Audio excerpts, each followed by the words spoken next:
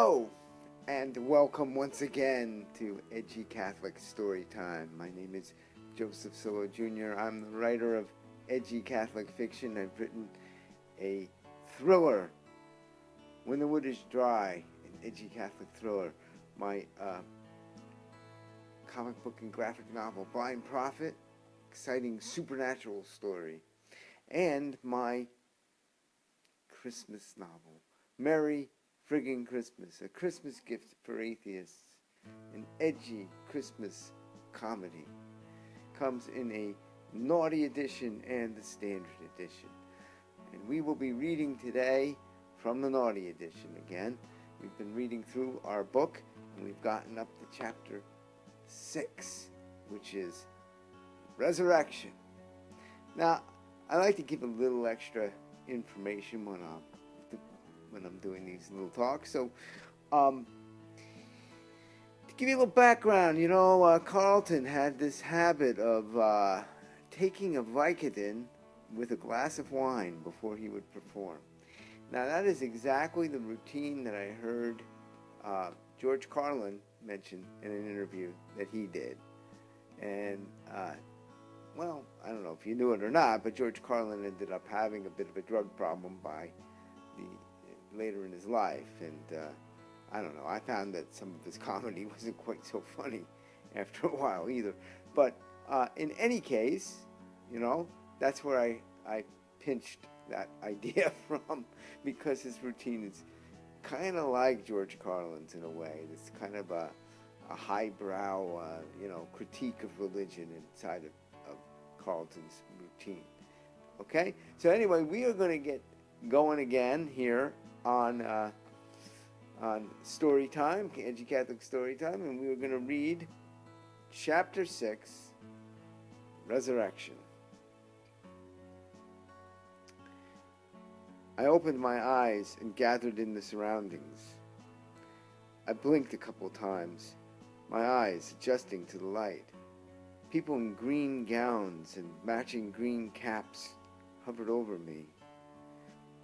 Machines connected to me made beeping, clicking, and whirring sounds. A hospital operating room. I recognized it. The excruciating waves of pain screeched all over my body. I was alive. It had all been a near-death hallucination. I heard a startled voice. "Holy shit, he's back. Welcome back, Mr. St. Michael. Lucky for you that kid knew CPR. He saved your life. Take him to the recovery room. We've done all we can do here. He's in God's hands now." "Not his hands," I called out with all my strength. Then everything went black. Monday, December 12th, 2011. The 7th day. So for a week I lay in the hospital, from the recovery room to intensive care to the step-down unit, and then to a regular room. Nothing much to think about, just whether I had really died. Had I gone to heaven and met Jesus? Was that fat guy more than just a figment of my imagination? And whoa, what about that vision of hell? If it were real, I only had 40 days to make some kind of decision. What decision? But how could any of that nonsense be real? It's just not rational to believe a vision of the afterlife that leaves no physical evidence. Holy shit, that's exactly what Nietzsche said. But my mind was all foggy from the painkillers, so the thoughts were scrambled and jumbled and made more sense now, in hindsight, than they did at the time. I did remember the pain, however. Oh boy, did I ever. My right leg was shattered. My right arm was broken. Both were elevated in traction. Who knows how scrambled up my guts were? Oh, I suppose the doctors knew, in all that medical mumbo-jumbo on my chart. I felt the pain from an incision in my abdomen, so they had been mucking around in my guts. But all I knew about it was the pain. "Nurse! Nurse!" I screamed. "Give me some damn pain meds!" I frantically pushed the call button for the nurse. A pretty nurse came in. Jameson, it read on her name tag. Nurse Jameson. Not a blonde, this one, though. But it didn't matter. Dark hair, pale skin, blue eyes. I took her in. Even in my pain, I would remember a pretty woman's name, especially when she shares a name with my favorite whiskey. Now, that's a match made in heaven. "You really shouldn't need any." She looked puzzled. "Unless you have a tolerance." "Where's my Vicodin?" I screamed. The nurse administered more pain meds and wrote something on my chart. She looked about as good going as coming. Amazing how a pretty girl changes everything. But her memory faded quickly in the haze of the new dose of painkillers. My mind went once again to the vision of hell and the soul of Nietzsche, coughing up smoke and ash. I felt something touch my elevated elbow and opened my groggy eyes. Chico had his Mets cap angled the way he wore it in his act. Chico often tried too hard to be funny, but he did have a face for comedy. I never could quite figure out why, but most people just started laughing when they looked at him. Mostly I think it was because he always looked so confused. I saw him blink several times as his face came into focus. "Holy shit, man! Did you know you was dead for over 20 minutes? "Chico? Chico? Yeah, man. I had the most horrible dream. I dreamt the Catholics were right." "The Catholics were right, man. Right about what?" "Right about everything. Heaven, hell, purgatory, virgin birth, immaculate conception, everything."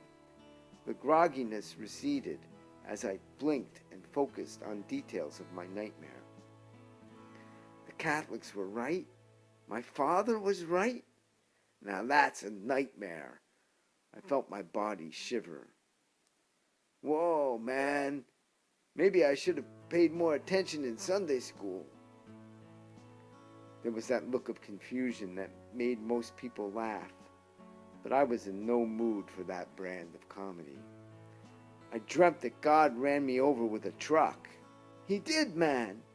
You was run over by a truck that said G-O-D on it. Guaranteed overnight delivery. But it wasn't really God, man. Holy shit. Well, that explains that part.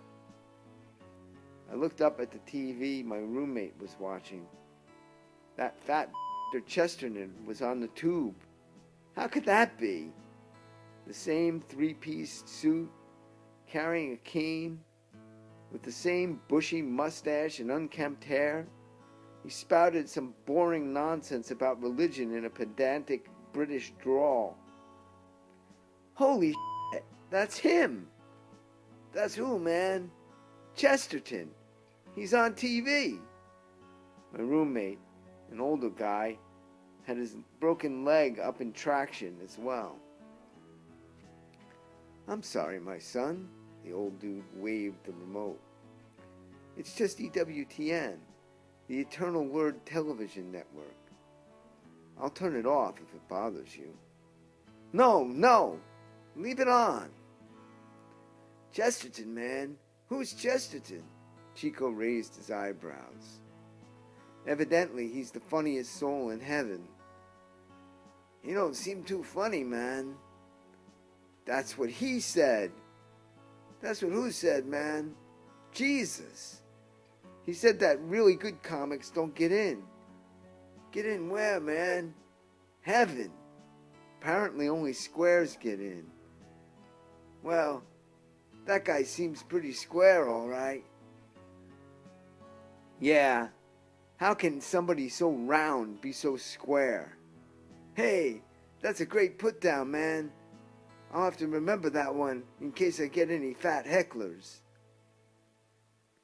Evidently, you're not supposed to make put-downs in heaven. No jokes at anyone else's expense. That's why nobody funny gets in. I blinked a few times. Who says, man? Chesterton, in my dream, made me think about my act. You know, I'm always making fun of people. Hey, man, it was just a dream. Don't let it screw you up. I mean, you can't really believe that you visited heaven. Like, that's just not rational, man. Holy shit, that's what he said. Who said? Chesterton? No, Nietzsche. Nietzsche? Wasn't he the dude that said God is dead? How did he get into heaven, man? He didn't get into heaven. That fat dude Chesterton raised him up out of hell to talk to me. Holy shit, man. That must have been some wild dream. Unholy shit. Unholy shit. I shook my head. Excuse me, son. My roommate joined the conversation. I'm Father Murphy, a Catholic priest. I couldn't help overhearing. I believe you have been given quite an opportunity. Father? I glanced up at the ceiling, then blinked, steadying my vision. I understand you might think of it that way, but all I believe is that I was run over by a truck and had some kind of near-death hallucination. Well, that may be, but let me ask you this. Had you ever heard of G.K. Chesterton before? No. Well, you must have quite an imagination to dream up a guy so well that you recognize him on TV.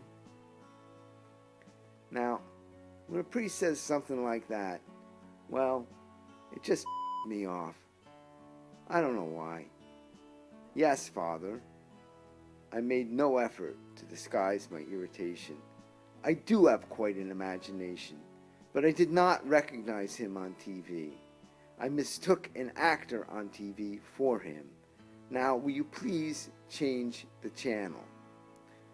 Father Murphy changed the channel. A scene from It's a Wonderful Life appeared. Clarence was jumping to save George Bailey. I rolled my eyes. I forgot it would be Christmas soon. I wasn't sure how soon, but soon. I hated Christmas. Friggin' Christmas. I looked through the door as Lenny entered carrying a videotape. It was good to see Lenny, but it made me feel like crap. I wasn't sure why. It was like I felt I owed him something, but I couldn't remember what. Hey, Carlton.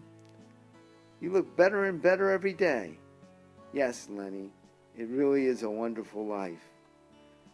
Listen, Carlton, I have a videotape of the news coverage of the day of the accident. I really think you need to see this. Lenny put the tape in the VCR and pushed the play button.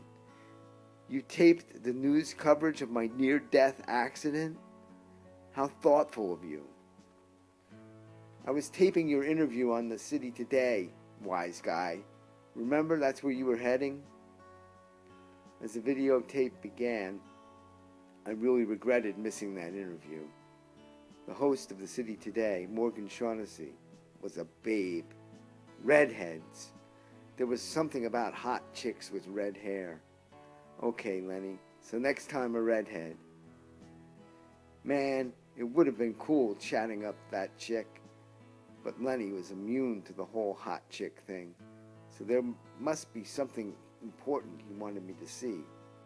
So I started doing more listening and less gawking.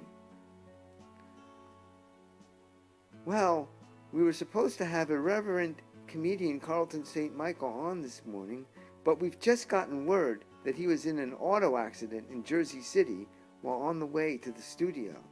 We go now to Jersey City Medical Center, where our correspondent, Vicky Knight, will interview the brave little boy who may well have saved Carlton St. Michael's life. Vicky? Holy crap! I'm still in Jersey? What the frig?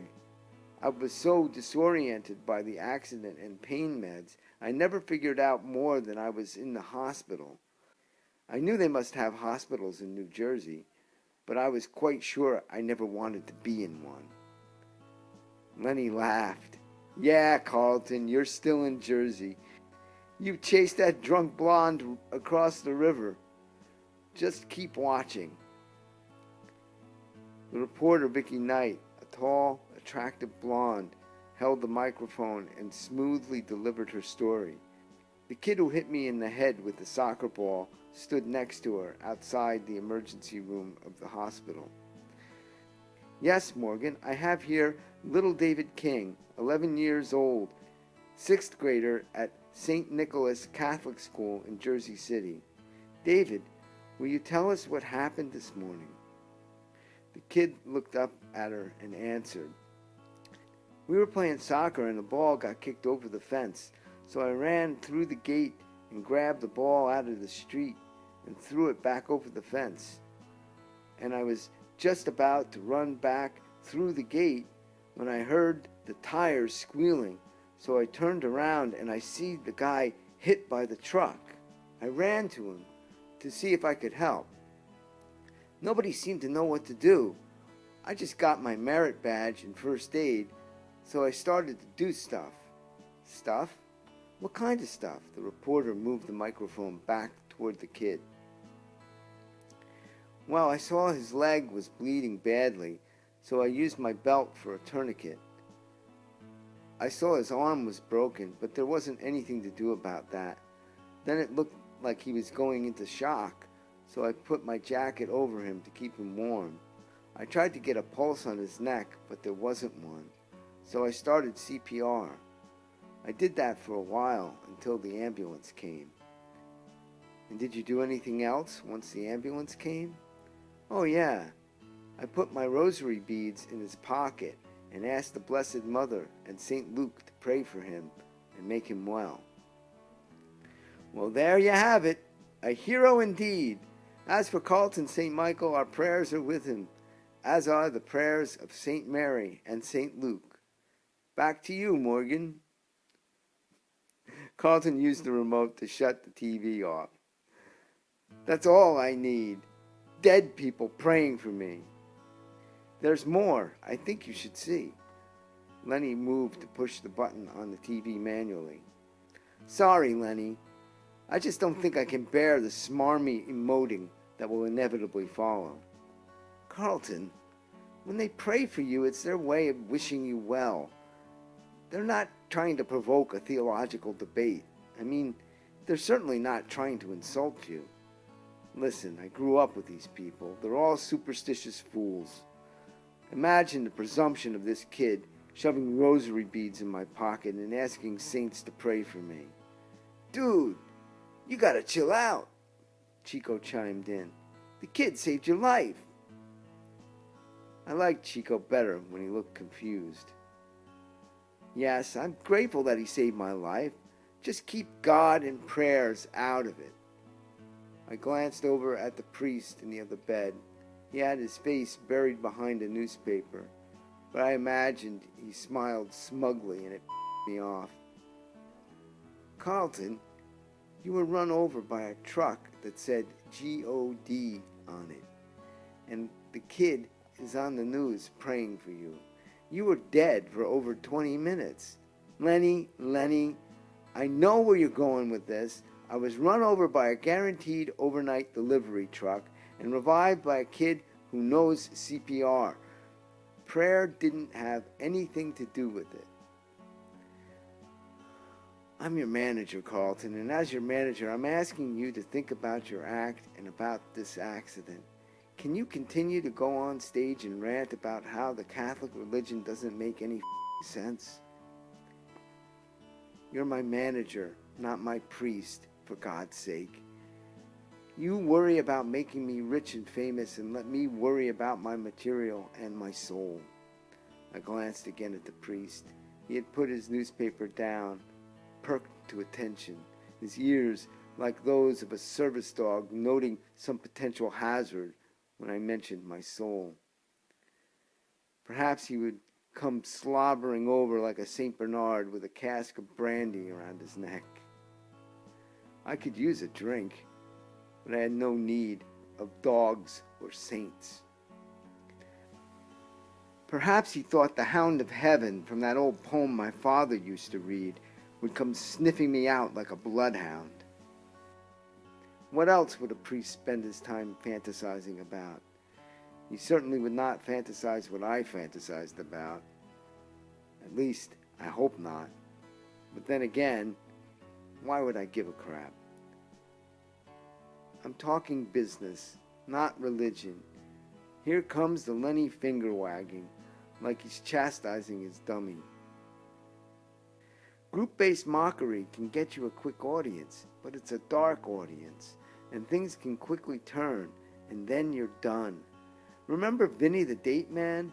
All those crude jokes about women, priding himself on being a bad date. He was huge for a year, and now he can't get work even trying to redefine himself. Lenny was pissing me off with that one. Vinny the Date Man was a pig, and I resented the comparison. I put my good hand behind my head like I was yanking a string and let my mouth clap open and shut. And then, with it open, gawking like an idiot, I let my head list to one side. Lenny glared at me. He never got this frustrated with his dummies, but then he always knew what they were going to say. Sure, that's a concern, but women get offended in protests. Catholics, they pray for your soul. So if they're right, the best thing I can do is make fun of them. I'll get more prayers that way. Lenny gaped at me without speaking. I really pushed his buttons with the dummy imitation. I would have thought he would have been ready to throw his voice into my mouth. You're the guy who taught me how to write a routine around a theme and to write what I know. That's all I'm doing. I know this Catholic crap, and everybody's making fun of them. Sure, it will cheese some people off, but that will be good publicity. Lenny shrugged in exasperation. I feel like Obi-Wan Kenobi warning about the dark side of the Force. I really think you need to lighten up. Carlton, I'm not a religious man, but even I'm going to pray for you. Please don't. I glanced over at the priest again. He kept his trap shut, but I could tell he was praying. That goes for you too, Father. What's that, my son? The priest assumed that smug innocence pose that I always imagined they would have behind the screen of a confessional. But at least there, I would not have to look at it. No prayers for my soul, I glared at him. The priest laughed. Why should you be so concerned about people praying if you know there's no one there? I surmise that you are an atheist, but if your atheism is certain, why would you care? If you had doubts, you might welcome prayers in case you were wrong. Your attitude appears to be less than rational. Now, having been run over by a God truck and being doped up on meds, I really was not prepared to banter theology with a priest. I leaned my head back and looked up at the ceiling. Just no prayers for my soul, Padre. No Saint Mary, no Saint Luke, no Easter Bunny, no Santa Claus. How about St. Jude, patron saint of hopeless causes? I couldn't think of anything snarky to say about the patron saint of hopeless causes, so I refocused on Lenny. Please, Lenny, the act is fine. Even Father here would likely get a good laugh if he let his guard down and snuck into the sacramental wine to loosen up a bit. And his only response would be to say some prayers to St. Jude because I'm such a hopeless cause. Okay, but are you planning to work in a bit about that foolish kid who saved your life? Even the most dedicated atheists are liable to see that as ingratitude. Look, of course I'm grateful. I wouldn't be human if I wasn't grateful that the kid saved my life. But there wasn't anything miraculous about what happened to me. A little Boy Scout who knew CPR and the good doctors here saved my life. It had nothing to do with rosary beads, St. Mary, or St. Luke. Well, it would be much better publicity if it did. Just make sure they spell my name right. Maury Stanowitz popped his head into the hospital room and spied us. Maury was a presence, a large, athletic man with dark, curly hair, a large mustache, and the gravelly voice of a gangster. He walked and talked with purpose and determination. He entered the room carrying his briefcase like a spy on a mission to disrupt an assassination plot or execute one. Well, looks like I found the right place. Lenny, Chico, nice to see you. Maury shook hands with Lenny and reached out his hand to Chico, but Chico offered him his elbow. Maury squinted suspiciously and pulled his hand up behind his head, mimicking Chico.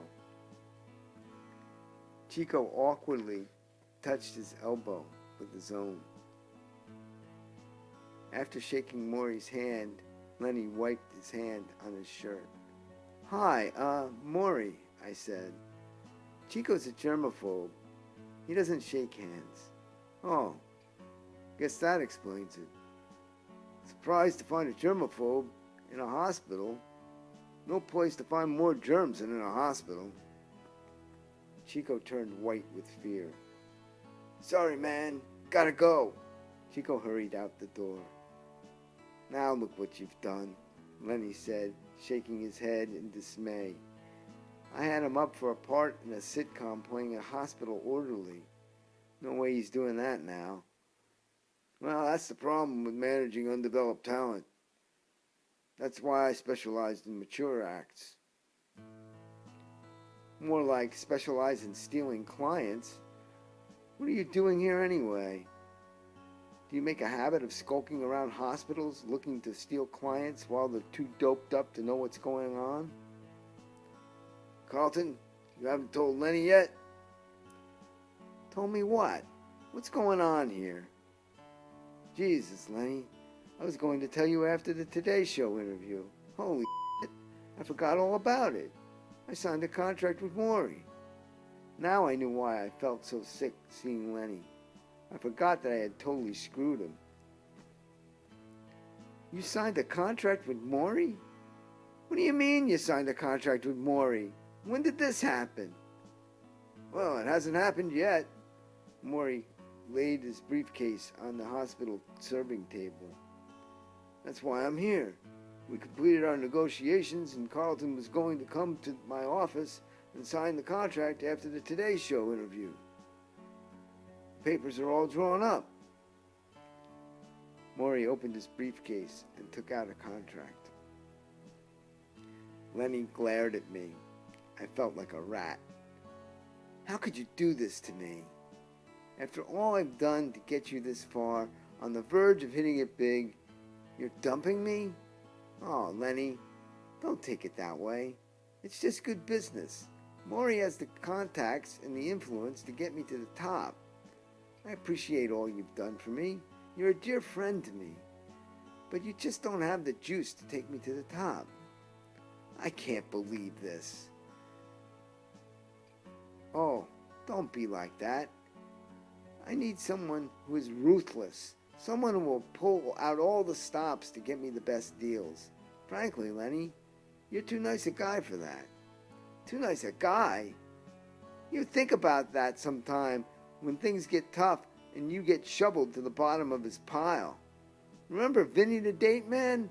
Maury pushed that guy right to the top, and when things got hot, he dropped him.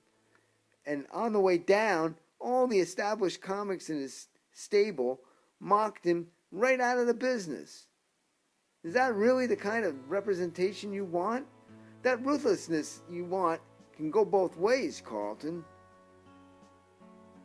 Well, I guess we'll see what happens. We'll see what happens? If you sign that contract, that's it. There's no seeing what happens. It's goodbye for good. I'm sorry you feel that way, Lenny. I'm signing with Maury. I'm out of here. Break a leg, Carlton. Lenny left in a huff. I glanced at my cast. Break a leg? Been there, done that.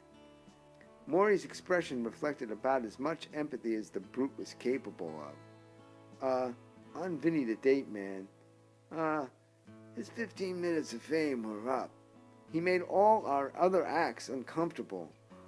The female acts couldn't stand him, and the male acts were hearing from their wives and daughters. I don't see that happening with your act. I don't think Catholics are so sensitive. Yeah, I tried to explain that to Lenny. That's why I have to make a change. He thinks I'm Darth Vader or something. You better not be. Darth Vader wasn't very funny. I chuckled and felt the pain in my stitched incision. I was starting to like Maury, which scared me. He gave me the contract to sign, and sign I did. Okay, Carlton, we'll start working the public relations angles right away. With all the free publicity you've gotten already, you should be riding high in no time. Just make me rich and famous. Maury put the signed contract in his briefcase and closed it. Will do, Carlton. Just rest and heal up. By the time you're out of here, you'll be well on your way to fame and fortune. Maury shook my hand, and after he left, I wiped my hand on the bed sheet. I was doing what I had to do, but man, I just didn't like hurting Lenny like that. We'd been through a lot together. When I first came to New York, all I knew about comedy was that it made you laugh, and I had some talent for making people laugh, and a ridiculous backstory of a father trying to shoehorn me into some biblical parable. The guy had taught me how to build a theme into the routine and have the whole thing work together for some ending payoff, rather than just getting laughs with disjointed gags. Even his dummies were themed, and when he came up with a new routine, it usually meant a new dummy and a new voice. The guy knew comedy, and he knew how to build an act that would have staying power, not just timely jokes that got stale. But I had learned what I needed from him, and now I needed to exploit what I had learned. And one thing Maury was good at? Exploiting. I looked up at the ceiling, then closed my eyes. Pretty tough business, show business. The priest from the other bed was like an emotional sponge, soaking in any bit of pain. And then he would wring it out and strain through it, looking for some opportunity to sell his soap or drain cleaner or whatever. I fully expected a late-night infomercial for his new Salvation brand soul cleaner. It's cutthroat, Father. I bet it's not as cutthroat as the Vatican, though. Oh, they don't cut throats at the Vatican. They mostly use poison.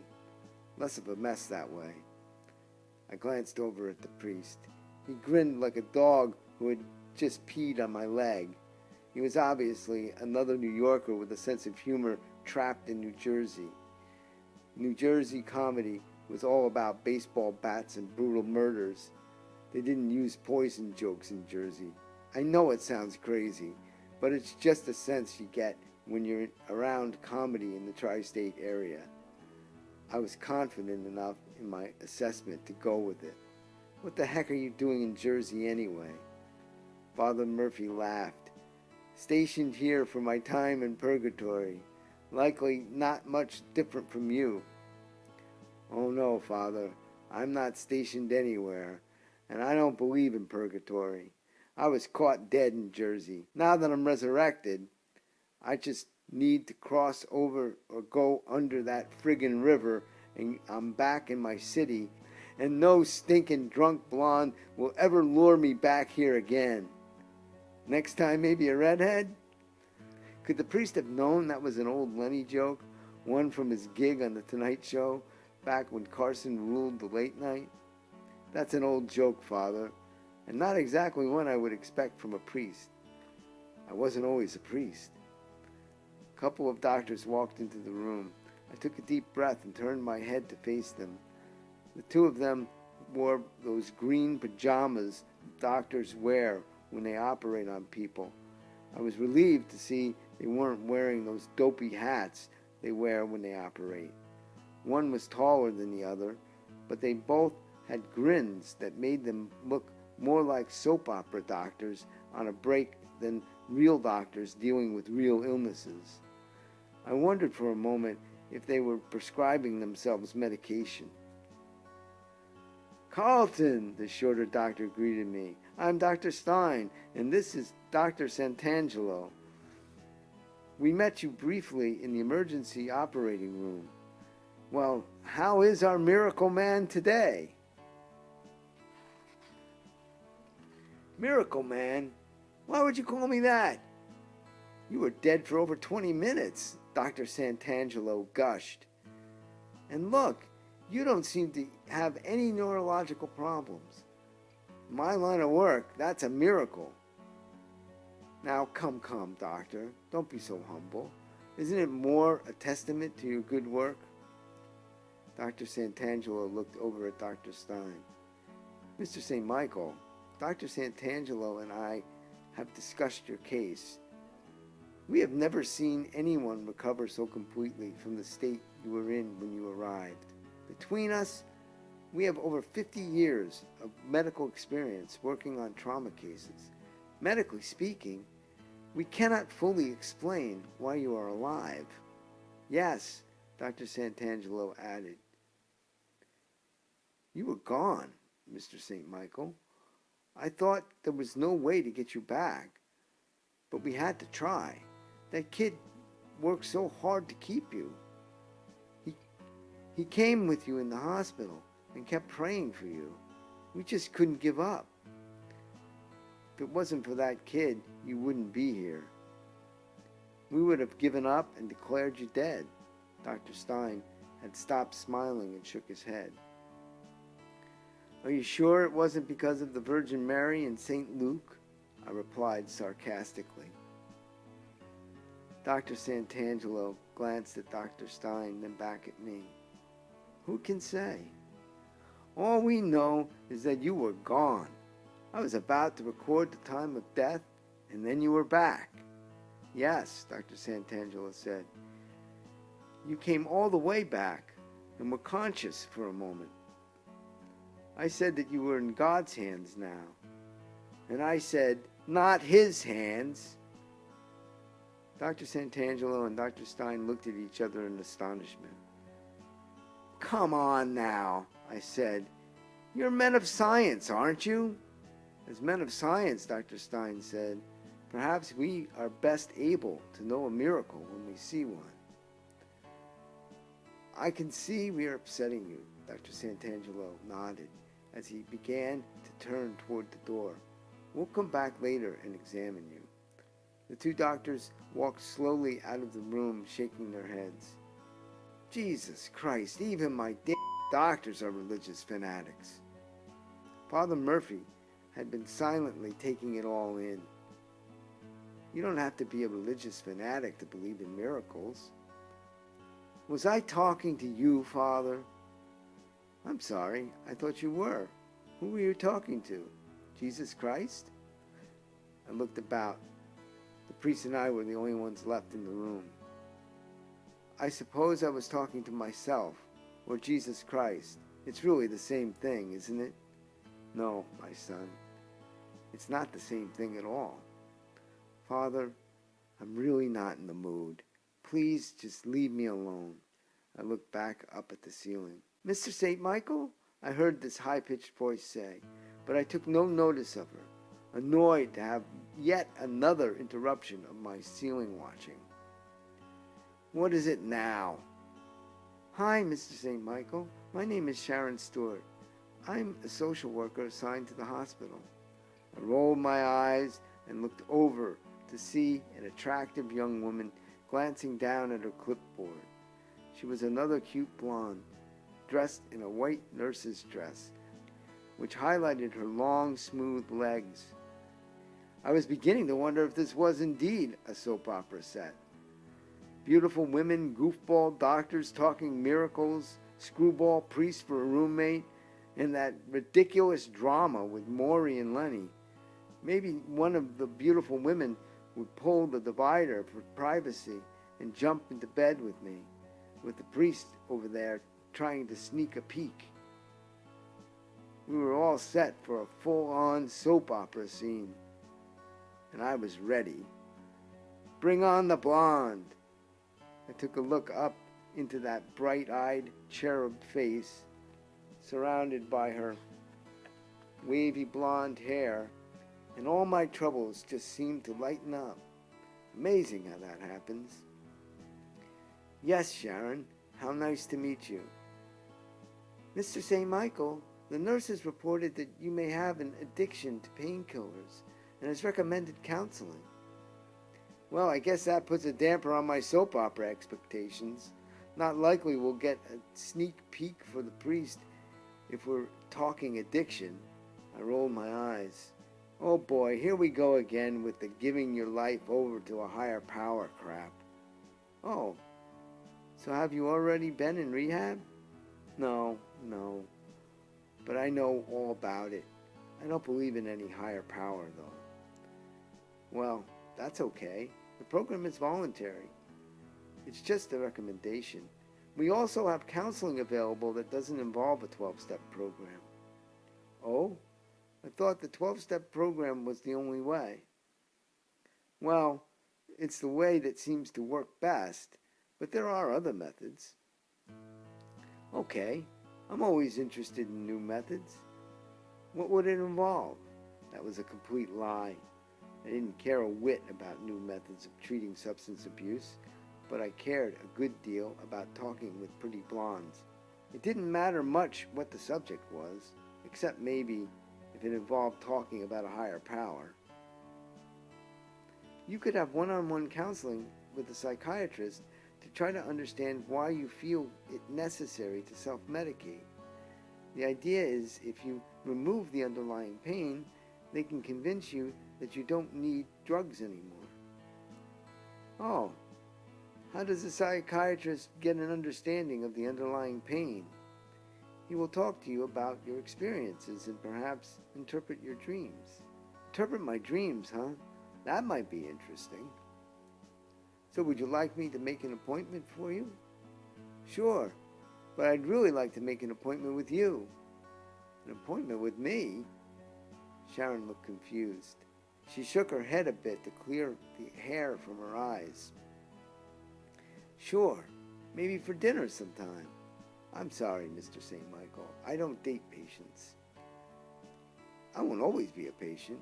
I'm sorry, Mr. St. Michael. I don't think I'm interested. Why not? I believe in a higher power. Sharon turned and walked out, a clipboard under her arm. Another religious fanatic. Yes, they seem to be everywhere. Next time, try a redhead. Father Murphy tossed his 2 cents in. Was I talking to you, Father? I stared at the ceiling again. Okay, so that ends the long chapter of Resurrection, which is chapter 6 of Merry Friggin Christmas, an Edgy Christmas Comedy. And we will see you next time on Storytime, Edgy Catholic Storytime, when we will go into the next chapter, which is chapter 7, which is Christmas in the Hospital. Okay, well that sounds like fun. So my name is Joseph Cillo Jr. Again, I am a writer of Edgy Catholic fiction. You can check out my books, When the Wood is Dry, Blind Prophet, and Merry Friggin Christmas, an Edgy Christmas Comedy. Thank you so much for taking some time to be with us, and we will see you in the next chapter, Christmas in the Hospital.